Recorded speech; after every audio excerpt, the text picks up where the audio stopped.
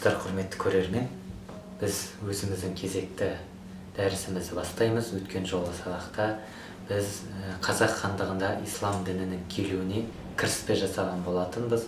Сол кіріспеде қазақ даласындағы тарихнама, шартты түрдегі тарихи тұжырымдама қалай болу керек екенін айтып кеткен болатынбыз. Онда қазақ даласында ислам дінінің тарихнамасы 5 кезеңге бөлінеді деп көрсеткенбіз. Сол 5 кезеңнен бұйырса, бүгін бірінші кезеңін бастаймыз. Бірінші кезеңінің ең негізгі тақырыбы Қарахан дәуіріндегі ислам діні.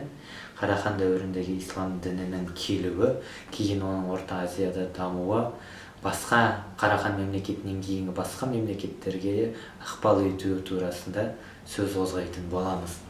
Қарахан мемлекеті, білесіздер, тарихта 9 ғасырдан басталады, 840 жылдан басталады көрсетеді.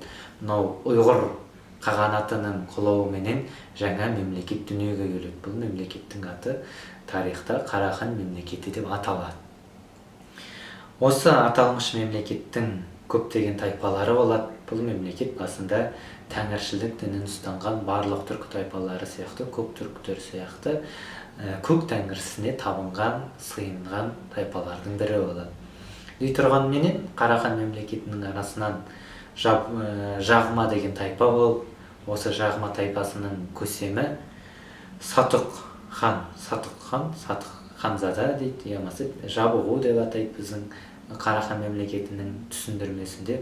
Осы кісі 932 жылы өзінің жанұясыменен, отбасыменен, әйел бала-шағасыменен ислам дініне бет бұрады.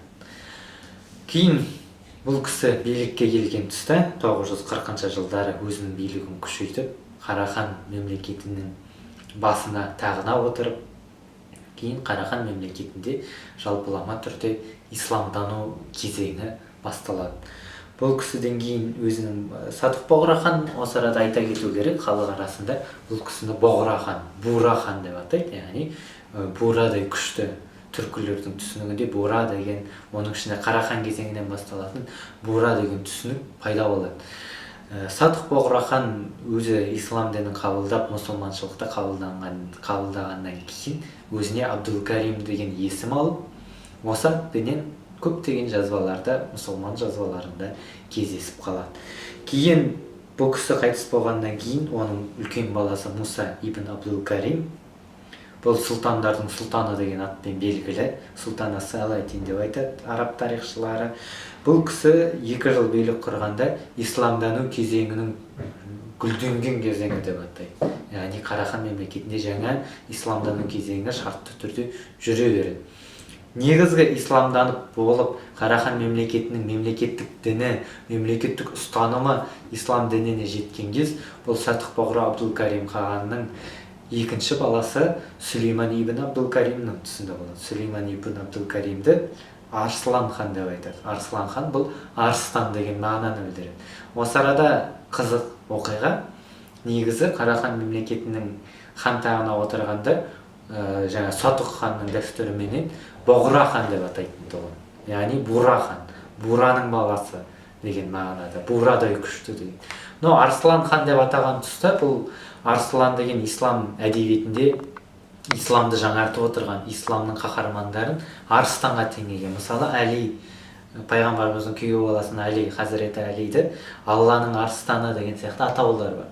Сол атау міне исламның өркениеті бізге де ұштасып келіп, осы Сүлейман ибн Абдул-Каримнің Арслан хан деп атау осы кезде бастаған. Бірақ бұл Бурахан, Боғрахан деген түсінікте бола берген Қарахан әулетінде, жалпы түркілердің әулетінде бұл шетке ысырылып шығып кетті деген сөз емес.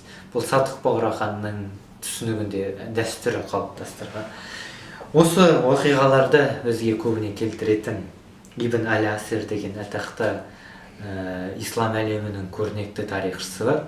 Осы кісі өзінің тарихи кітаптарында осыны баяндайды.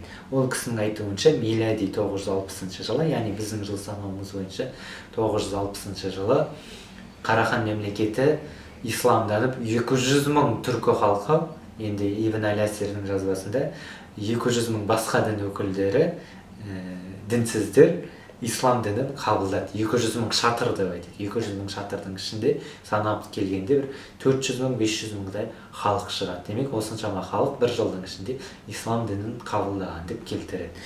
Осы ислам өркениетінің келуімен қазақ даласында үлкен әдебиеттің, ғылымның, білімнің дамуына жаңа жол ашылады. Оның бірі Жүсіп Баласағұнай құттыбілігін жазған, оның бірі Махмұд Қашқари түркі тілдерінің сөздігін жазған, оның бірі Ахмет Үйгенекей ақиқаттың сыйын жазған. Осындай оқиғалар бізде болады. Енді қазақтың дәстүрінде қалып қойған жаңағы қара бура әулие, немесе Тараз қаласын әулие ата деп атау, Айша бибінің кесенесі, Айша бибі біздің анамыз деген сияқты қазақ әдебиетінде көрнекті тұлғалардың қалыптасуын осы Қарахан мемлекеті бастап береді. Әлбетте біз өзіміздің тарихымызбен мақтанамыз. Ислам діні осы 10-шы ғасырда Қарахан мемлекетінің құрылуымен, Қарахан мемлекетінің гүлденуімен ислам діні біздің мемлекеттік діни дәрежеге жетеді. Қазіргі уақытта дәстүрлі емес діни ағымдардың өкілдері біздің өлкелерімізді Дарул Харб деп атап жатады, немесе Дарул Куфр деп атап жатады. Бұл да тарихи үлкен ислам ұстанған мемлекеттердің, мұсылмандық өркениеті дамыған мемлекеттердің негізгі саяси түсіндірмесі. Дарул Харб деген соғыс алаңы деген сөз. Ислам діні әлі келмеген өлкелерді Дарул Харб деп атайтын болған. Бірақ бізде Дарул Ислам деген сөз бар. Дарул Ислам деген мұсылман халықтарының жері деген сөз. Ол қалай мұсылман халықтарының критерийні, яғни Дарул Исламның критерийні, талаптарына бұрын мұсылман өркениеті қалыптасқан, мұсылман пәтуалары жүрген, шариғат заңдары жүрген мемлекеттерді мұрагерлерін негізінде біздерде Дарул Ислам деген түсінік бар. Яғни мұсылман халықтары тұратын жер деген сөз. Енді біздің мемлекетіміздің Дарул Ислам болғанына, яғни ислам мұсылман өркениетінің орныққанына мінекей 11 ғасыр, 12 ғасырдан астам уақыт болғанын осы тарихымыз дәлелдейді. Көп рахмет.